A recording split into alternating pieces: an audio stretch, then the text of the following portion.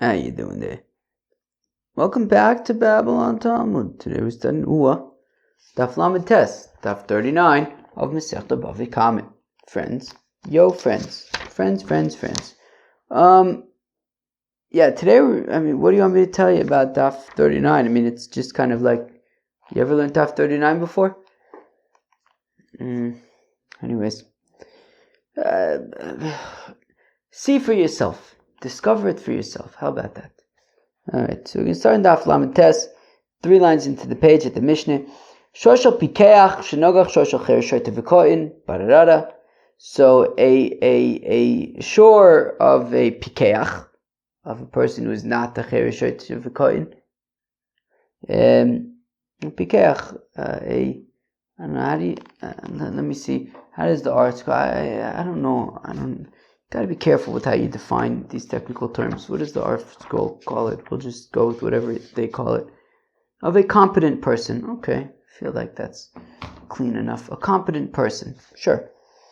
The ox of a competent person, Shenogach Shorshal Cherish Shoite V'Koyin, who, I guess, then Be'etzim, gores the ox of an incompetent, incompetent person. Cherish Shoite Koyin. Chayiv. Okay, so the competent fellow whose ox gored is chayiv.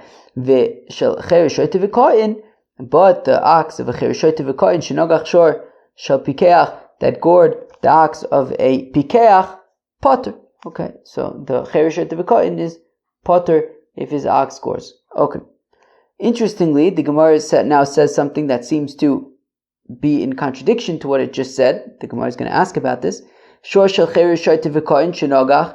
If the ox of a chereshote v'koyin gores, Bezdin ma'amidin loin apotropis. So Bezdin appoints a representative for the chereshote v'koyin, u'meidin loin bifnei apotropis, and we testify about what the ox did, not for the chereshote v'koyin because they're incompetent, but for the we sort of testify to this representative.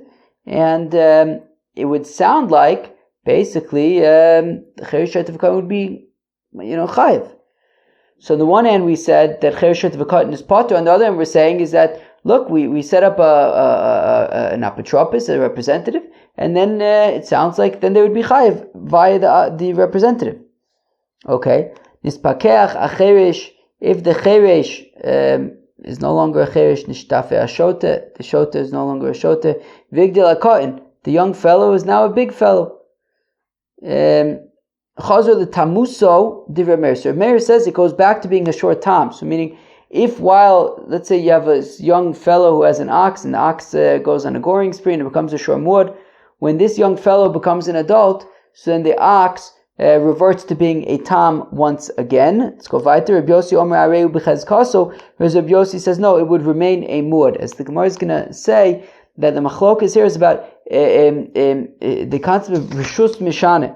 That when something changes rishus, changes property, domain, does it change its status? So according to Reb Meir, yes. Sure, when the kid was a kohen, or the person was a shote, or a cheresh, the shore was a mud. But now that the person is no longer a cheresh, or a shote, or a kohen, so then the status reverts to being a shor tam once again. Whereas according to Rabbi Yossi, it does not revert and it remains a mud. Shor ha'itzdodin, an ox that was used for, it sounds like bullfighting, or for a stadium, right? That sounds like probably like a bullfighting thing it's trained to kill.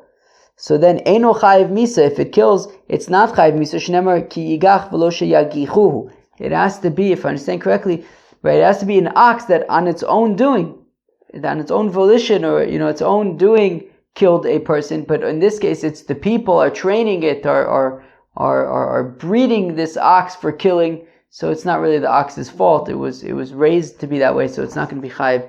We're not going to have to stone the ox. We'll probably have to make sure it doesn't hurt anybody, but the ox won't be chayiv misa. Alright. Fine. Alright. Fine. So, fragt die Gemara, Babylon. Rabbi Yisrael said that BavaKama is solid. All right, Rabbi Yisrael is an authority at Babylon Talmud. Rabbi Yisrael is an authority at Babylon Talmud. When Rabbi Yisrael says something, we listen. Says the Gemara, Hagufa Kasha. We say, I don't understand. On the one hand, Omar Shor Shel V'Koin Shenogach Shor Shel Pikeach Potter. On the one hand, the Mishnah had said that the ox of a Cheresh V'Koin that gores the ox of a Pikeach Potter. The Cheresh V'Koin is Potter. I hope it's okay that I'm just using Cheresh V'Koin. We know what that is, right? We've been learning Daf Yomi for 4 years. We know what a Cheresh V'Koin is, right? Right. So Potter. We're saying that the Cheresh V'Koin is Potter. Alma ein ma'amidin apotropis letam legabus migufo, which means then, right? So if the Cheresh V'Koin is Potter, it means that we do not appoint a representative for the Cheresh V'Koin for a short time in order to be able to collect payment. But Ema Seifa, what it says immediately afterwards in the Mishnah, Shor Shel Cheresh V'Koin Shenogach, that the shore of a Cheresh V'Koin that gores, Bezdin ma'amidin loim apotropis u'midin loim b'fnei apotropis. Davka punkt fakert, that Bezdin appoints a apotropis, and we testify before the apotropis about what happened. Ama ma'amidin loim apotropis litam legabis migufo, which means that clearly we do appoint an apotropis so that we can collect payment for a short time. So seems like a pretty clear contradiction. On the one hand, we're saying there's no payment for the Cheresh V'Koin, there's no apotropis either, and yet immediately afterwards in the Mishnah we say we appoint an apotropis. Do we or don't we? Do we or don't we? Amar Rava says, Rava Achi Katani, this is what is going on. Ve'im huchziku nagchonin. So we're saying, yes, it's true what we had said initially, that if the ox of a Cheresh V'Koin gores, then the Cheresh V'Koin will be potter. The Cheresh V'Koin will be potter. The Cheresh V'Koin will be potter, and we do not initially appoint an apotropis, a representative. However, again, v'imhuchziku nagchonin. But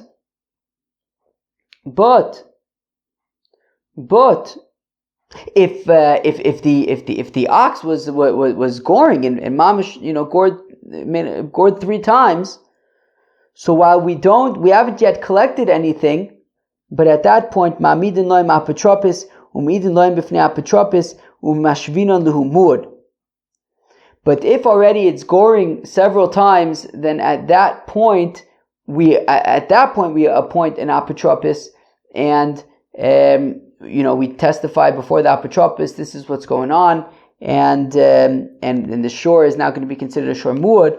The chihadar v'nogach, that if the shore then gores another time, the shalim me'aliyah, then it's going to be a shore muad that pays nezek shalim me'aliyah, not from the body of the ox, but from the property me'aliyah man. From whose property? Frek the Gemara. Rabbi Yochanan me'aliyah sisom, Rabbi Yossi b'Bchinin Omer me'aliyah apotropis. Rabbi Yochanan says from the property of the Yisomin, where I guess in this case it's the Cheresh V'Koin, I guess. Interesting, I didn't really think about that, but I assume it's referring to the Cheresh V'Koin. Rabbi Yossi b'Bchinin Omer me'aliyah apotropis, whereas Rabbi Yossi b'Bchinin says that no, that the apotropis is going to have to pay them, meaning at this point the shore of the Cheresh V'Koin gored 3 times, and at this point we call in the apotropis, the representative, and we say, hey, this ox is goring, and if the ox gores again, the apotropis is going to have to pay for the damages. Alright, it's kind of weird. I just noticed I just realized now that we're talking about orphans and Cheresh. I guess is that interchangeable? That I guess the orphans are probably ketanim or whatever. Alright. Anyways, so where am I? So where am I? So we had said that that Rabbi Yochanan says that if the ox scores another time, then you would pay from the Yisomim, which I guess is referring to the property of the Cheresh Shoyte V'Kohen, and Rabbi Yosef B'Chini says it would be from the Apotropos. Would Rabbi Yechanan really say that the payment would come from the Yisomim? V'Amar Rav Yehuda, Amar Rav Asi, says Rav Yehuda named Rav Asi, Ein is Kakan L'Nichse Yisomim, that Bezdin does not, sell the property of the Yisomim in order to pay back a creditor. Ela imkain ribis ocheles bain. Only if the father had borrowed money from a from a nochri who lent him money beribis, and now the longer they wait, the more the interest is accumulating, and therefore, in that case, Bezdin would sell the property of the Yisomim in order to pay off the debt, so that to stop the interest. Rabbi Yochanan said, fine. Rabbi Yochanan Omar, and Rabbi Yochanan says, "O l'shtar sheish boribis, o l'chsubasisha." That there's another example, which is ksubasisha mishum mezone, right? So meaning either if Bezdin would sell the property of the Yisomim either to pay back a loan that has interest, or to pay back ksuba payments, right? Because they're going to have to pay for her mizonis so long as they don't pay for the ksuba, and that's going to add up as well. So in the interest of saving their money that way, they can sell from the property in order to pay the ksuba. Fine. No, so how could it be that Rabbi Yochanan is saying that the shormua would be paid from the Yisomim, or I think the point is that in this case the Cheresh Shoyte V'Kohen, if when he says that if he says that by the Yisomim we wouldn't sell the property of the Cheresh Shoyte of the Yisomim unless there was interest or ksubasisha. So ipoch Rabbi Yochanan Omer me'aliyas apotropsin, Rabbi Yosef B'Chinan Omer me'aliyas Yisomim. So flip it around. The Rabbi Yochanan is the one who says that it will be paid from the apotropis, and Rabbi Yosef B'Chinan says that it's from the Yisomim. Amar Rava says Rava mishum dekasha to Rabbi Yochanan mashvis lo Rabbi Yossi Rabbi Chanina Torah. I understand, because Rabbi Yochanan, is sort of, we have this contradiction in Rabbi Yochanan's opinion. Therefore, we have to say that it's Rabbi Yossi Rabbi Chanina who says that it's collected from the Yisomim. Rabbi Yossi Rabbi Chanina dayanahu v'nochis lum kadidina. Rabbi Yossi Rabbi Chanina is a dayan. This is pretty interesting. Rabbi Yossi Rabbi Chanina is a dayan, and he goes into the depth of the judgment. And therefore, I guess we're assuming that that it wouldn't make sense. It wouldn't be good to go into the property of the Yisomim in order to collect, or I guess in this case the Cheresh Shoyte V'Kohen, in order to collect. And therefore, initially we had said that Rabbi Yosef Rabbi Chanina had said that you collect from the apotropis. We said, yeah, but then that means that Rabbi Yochanan says that collect from the Yisomim, but that's no good for Rabbi Yochanan. So just because it's no good for Rabbi Yochanan, we have to switch it around and say that Rabbi Yosef Rabbi Chanina says you collect from the Yisomim. Wow, well, it sounds like the assumption is that wouldn't really make sense. And why would we attribute an opinion that doesn't make sense to Rabbi Yosef Rabbi Chanina? Olam, rather, lo tepach, don't switch anything around. Umazik, shiny, but it's different when it comes to damage versus when it comes to paying back a creditor from the Yisomim. Rabbi Yochanan me'aliyas Yisomim. Rabbi Yochanan says that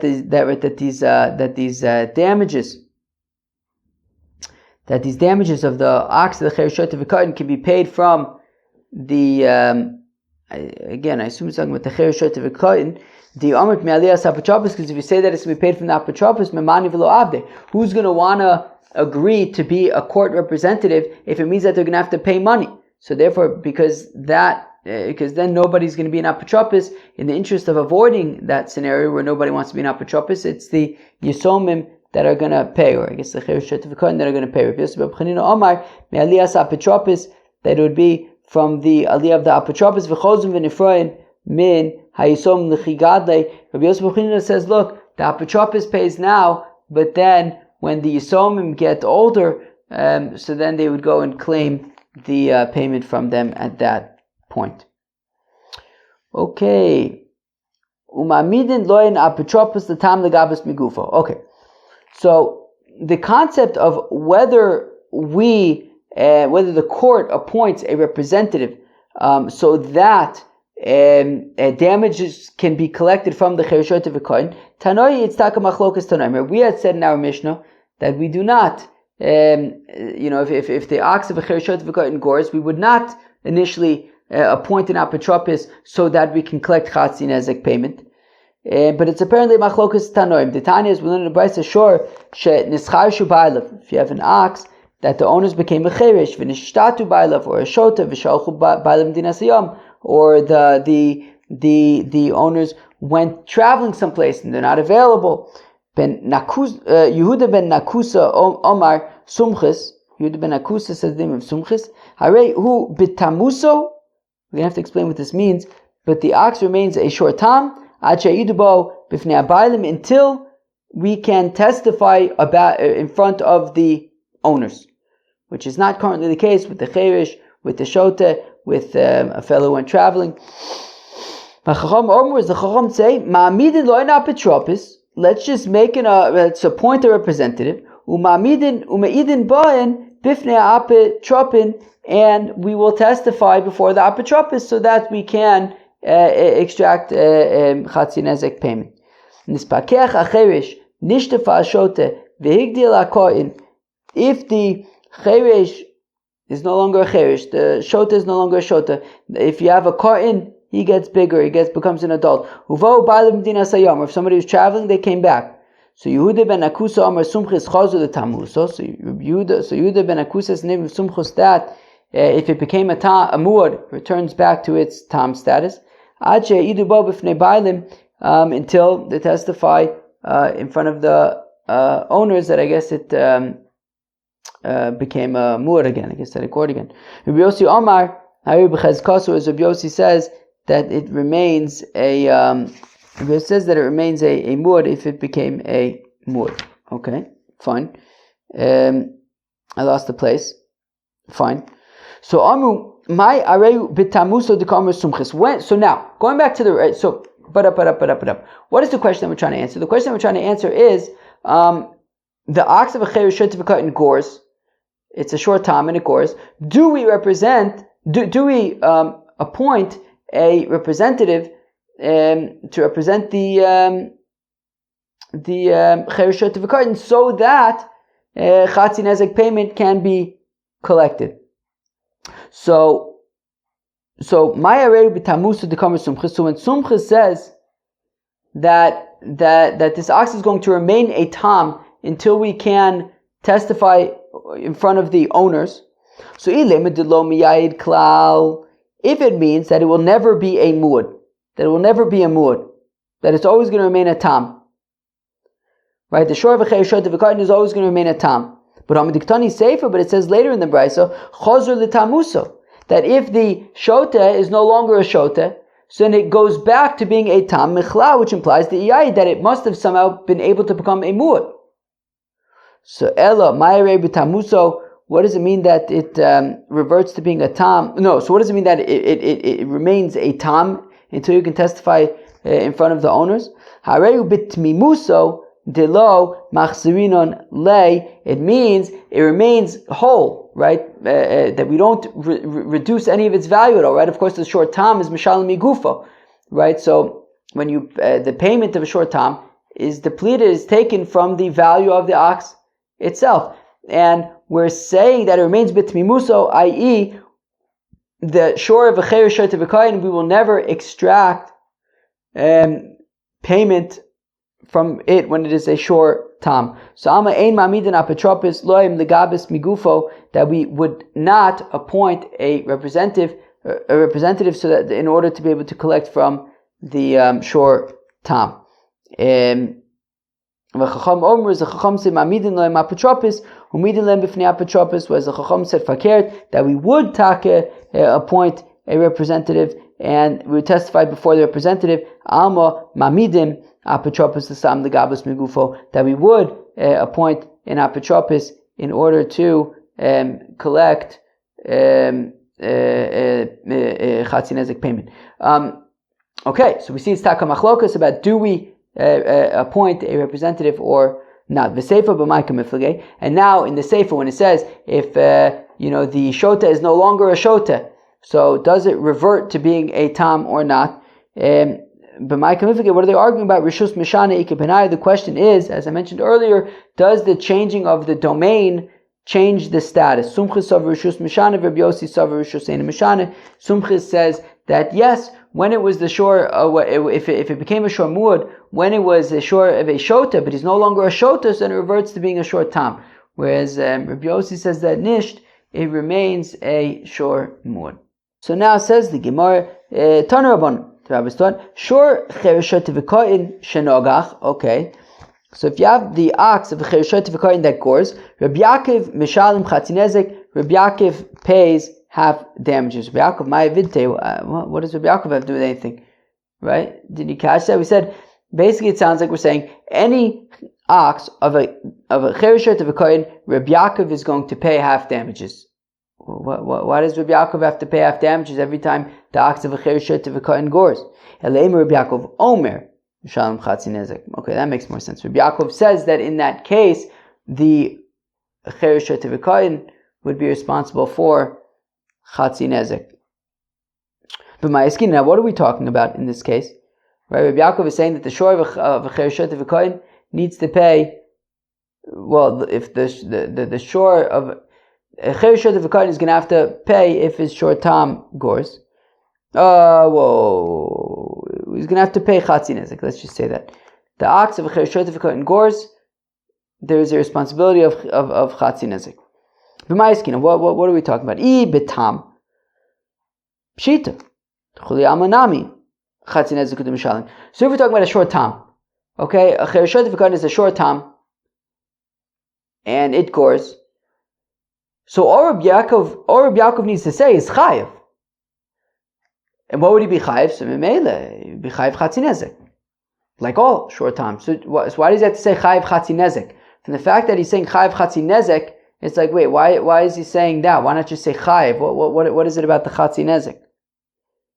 So v'i b'muad, and if we're talking about a short muad, either avdilei shmira, well, if the ox was being guarded properly, well then klal lo. Then if it was a fluke, if randomly the wall that of the where it was fell down randomly, right? Something crazy happened, so then you shouldn't be responsible to pay at all, right? Klal lo boy l'shalume v'idlo avde leishmira, and if he wasn't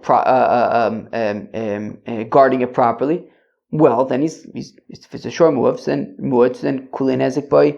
Shalom, it should be full damages. So the Gemara is trying to understand what's the deal with Rabbi Yaakov. He says that the shore of a Chereshot of a Kohen that gores, it's chayiv Chatzi Nezek.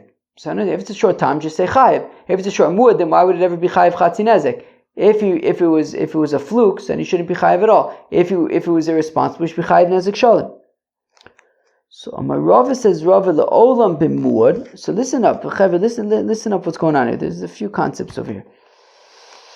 It's a combination of a few things. So Amar Rava says Rava le'olam b'muad. Okay, so really we're talking about a shor muad. We are talking about a shor muad. So you might be wondering, well, why would he have to pay Chatzi Nezek for a shor muad? V'achav ma'iskin, and here what are we talking about? De avde shmir pchusa. Well, it was being guarded, but not the highest level of guarding, right? Rashi says that it was guarded keilu. It was locked in an area, but an area that was able to withstand a regular wind. But if it would withstand an abnormally strong wind, it wouldn't be able to stand. So it was guarded, but not like the highest level of guarding. So in that case, for Rabbi Yaakov Savalak Rabbi Yehuda, Rabbi Yaakov holds like Rabbi Yehuda the Amar, that Rabbi Yehuda says Tzad Tamus b'mkom omedus v'Savalak Rabbi Yehuda the Amar muad sagila b'shmir pchusa v'Savalak Rabbanah the Amrei ma'amidin apotropos tatam legabus migufo. Cheved, do you understand what's going on over here? There's a few things going on over here. As I said, there's a few things. Nothing so crazy, but there's a few things. So we've learned this concept before of tzad tamas b'mkoma omedus. That basically what this concept is that when you have a short tam that becomes a short muad, So of course, muad is mishalim nezek shalim, but that's a little bit misleading. Basically, it's not like a shor tam is chayiv chatzi nezek, and if it becomes a shor muad, then the chatzi nezek gets replaced instead with the nezek shalim payment. No, that's not the way it works. According to Rabbi Yehuda. According to Rabbi Yehuda, the way it works is that a shor tam as chatzi nezek, and then if it becomes a shor muad, we fill in the remainder of the nezek. Meaning, the chatzi nezek, you're still paying chatzi nezek migufo. You're still paying chatzi nezek, and whatever laws would apply to a shor tam still apply to 50% of the damages. It is only the second half of the damage, above and beyond what a shor tam would have to pay, the remainder of the damages, that are governed by the laws of a shor muad, right? That's paid me aliyah, for example. So, and additionally, so then similarly, right, we had said that it's talking about a situation where the ox was being guarded, but not the very best level of guarding. So that's right, shmir pechusa, a lower level of guarding. So shmir pechusa is sufficient when it's a shor muad, but not sufficient for a shor tam. You heard that right. It is sufficient for a shor muad, it is not sufficient for a shor tam. And therefore, if you bring these two concepts together, that tzad tamus b'mkoma omedes, that even for a shor muad, the first half of the damages are going to be governed by the halachos of a shor tam. Only the second half of the damages are governed by the halachos of shor muad. So this was a shmir pchusa. Shmir pchusa is enough for a shor muad. So the 50%, right? The damages, the second half of the damages, which are governed by the laws of shor muad, he would be patur for those, but he'd be chayav for the tzad tamus because shmir pchusa is not enough for a tam. So he'd be chayav for that. And then there's the next piece, which is, and Rabbi Yaakov holds like the Chachamim that we would appoint an apotropis in order to be able to collect the payment for a shor muad, for a chereshet v'kain, and that is why Rabbi Yaakov says that there's the chatzi nezek payment, because we're talking about not just a shor tam, we're talking about a shor muad, and it's talking about where there's a shmir pchusa and tzatamus b'mkoma omedes, and we would appoint an apotropis in order to be able to collect this money. It's a lot of things going on. So let's read that again. Rava says, Rava la'olam b'muad. So it is talking about a shor muad. V'achav ma'eskin on here when we're talking about the avdei shmir pchusa v'la'avdei shmir mu'ula, that it was a lower level guarding of the ox, but not the highest level guarding. Rabbi Yaakov savela Rabbi Yehuda. Rabbi Yaakov holds like Rabbi Yehuda the Amar, who says tzad tamas b'mkoma umedes, that the half of the first half, let's say, of the damages, which is the tzad tamus, right, the tam aspect, remains intact. And Rabbi Yaakov also holds like Rabbi Yehuda that the shmir pchusa is enough for the muad half of the shor, but not for the tam half of the shor. And he holds like the rabbis who say ma'amidin apotropos the tam the gabus migufo, that we appoint an apotropos for the tam to collect migufo, i.e., he'll be responsible for the chatzi nezek for the tam part, which will be collected via the representative, by the apotropos. But Abai says to Rav, wait, but Rabbi Yaakov and Rabbi Yehuda agree? They don't argue? Rabbi Yaakov and Rabbi Yehuda agree? We learn in the Brayso, Shor shel chereshet v'koyin shenogach, the ox of a chereshet v'koyin that gored, Rabbi Yehuda mechayiv, Rabbi Yaakov omer chatzi nezek.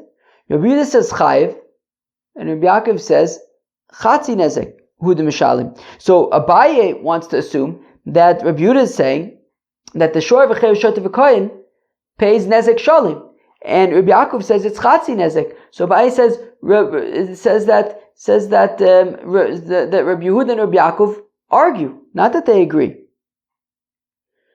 So Amar Rabbi Bar Ula Ma Shemechayev Rabbi Yehuda Perish Rabbi Yaakov. No, Rabbi Bar Ula says that no, Rabbi Yehuda and Rabbi Yaakov are agreeing. If you look, Rabbi Yehuda didn't say that he's in Mechayev Nezek Shalim, or Rabbi Yehuda says Mechayev, and then immediately Rabbi Yaakov Omer Chatzi Nezek Udim Shalim.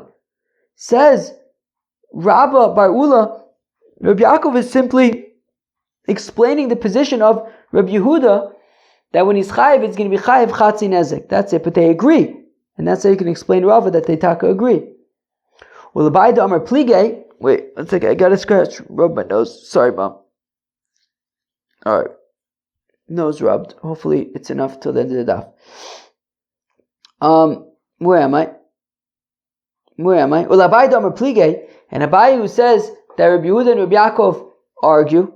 But my Plige, what are they arguing about? Amar Loch. So Abayi will say, okay, so Abayi is going to say, here we're talking about a muad, and he did not watch the ox at all. Okay, there was the ox of a chayyur short of a kain, that's a muad, and he didn't guard it at all. So we would have thought that it would be nezek shalim, right? But Rabbi Yaakov soverla Rabbi Yehuda bechada ufalagali bechada. And says Abai that Rabbi Yaakov agrees with Rabbi Yehuda with regard to one thing, but argues with him with regard to the other. Right? Remember, Rabbi Yehuda had said two things: Tzad Tamas b'mkoma omedes, and that Shmir Pchusa is enough for a muad, but not for a tam. Oh no! What? No!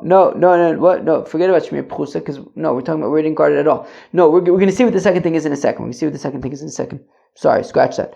So this, where am I? Okay, so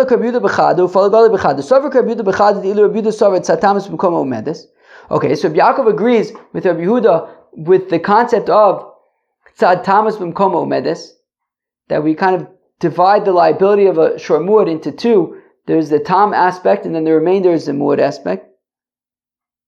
But he disagrees with Rabbi Yehuda because Rabbi Yehuda sover ma'amidid loin apotropis the tam legavus migufo. The Rabbi Yehuda says that for a tam they would set up, they would appoint an apotropis to collect migufo, whereas Rabbi Yaakov sover ein ma'amidin v'lo mishalem el palgo demud.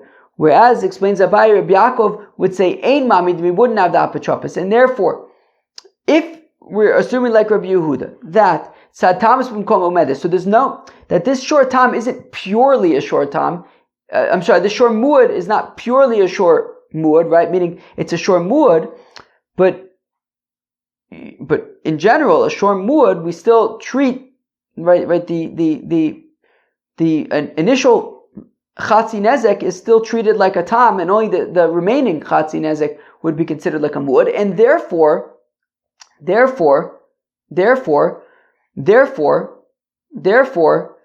we're saying that it wasn't guarded at all. So therefore, obviously, you're going to be chayiv, but everyone agrees that you're going to be chayiv for the muad part of it. You were, because you weren't guarding it at all. But for the tam part, you would only be chayiv, assuming that we would set up, that we would have an apotropis to represent the chayyur short of a kain. So Rabbi Yehuda says that yes, we do appoint an apotropis, and therefore you can collect the entire damages, because obviously the muad damages you're collecting, but even the tam damages you're going to collect via the apotropis. Whereas Rabbi Yaakov would say you'll collect the muad damages, but the tzad tamus, the chatzi nezek,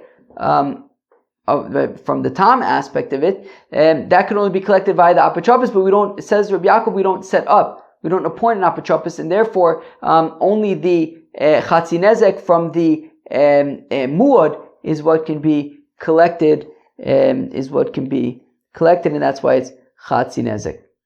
All right.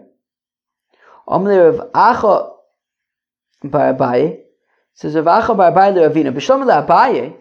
Says Rav Acha bar Abaye, and said according to Abaye, to Amar Plige, who says that they argue. So Shapir, okay, great. El l'Rava to Amar lo Plige, right? Meaning because Abaye says that Abaye says that, right, that you don't set Abai says that according to Rabbi Yaakov, we do not set up an apotropis for the tam of a cher short v'kohen. But el Rava d'amar lo plige. But according to Rava, who says that Rabbi Yaakov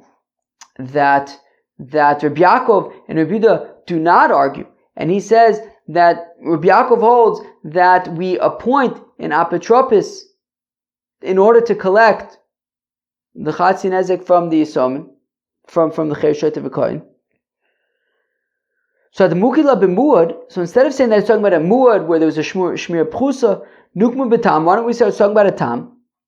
Either Rabbi Yehuda, and the chiddush should be that whether it's according to Rabbi Yehuda, David le shmir pchusa, it's talking about where there was a shmir pchusa, which it would not suffice for a tam, and therefore he's going to be chayiv to pay. V'lo le shmir me'ula wasn't a very, very high level, high quality guarding. Either Rabbi Eliezer ben Yaakov or according to Rabbi Eliezer ben Yaakov, de lo avid le shmir klal. Right, or it would be according to Eliezer ben Yaakov, who would say that there was no guarding at all. The Tanya that we learned in Brayso, Eliezer ben Yaakov Omer echad tam v'echad muad, says Rabbi Eliezer ben Yaakov that whether it's a short time, whether it's a short muad, sheshamot shmir pchusa peturin. If there's a shmir pchusa, that would be enough. So according to Eliezer ben Yaakov, it would have to be where there was no guarding at all. Okay, beseder. But still, why don't we say that we're talking about a short tam, not talking about a short muad? For Kamas Rabbi Yaakov is teaching us the chiddush is timamidin lo en apotropin l'tam legavos migufo, and the chiddush of Rabbi Yaakov is that we appoint a representative to enable us to collect for the damages of the short tam of a cher short v'kohen. And if you're wondering that, but we had said earlier that we don't say the chatzi nezek, because then what's the chiddush? It's always going to be chatzi nezek. So Rashi points out the reason why we're saying chatzi nezek is that you shouldn't say that it's talking about a short muad. Meaning we're dafka saying chatzi nezek to make it clear that we're talking about a short tam and we're not talking about a short muad. So Omar so Ravina responds, Hachi Ka'amar, the reason why we don't say that it's talking about a short time, and why Rava did say that it's talking about a short muad and shmir and shmir pchusa, is chada de izbe tarte taima. Because this way we can learn two things. Of course, we can learn that mamidin apotropin.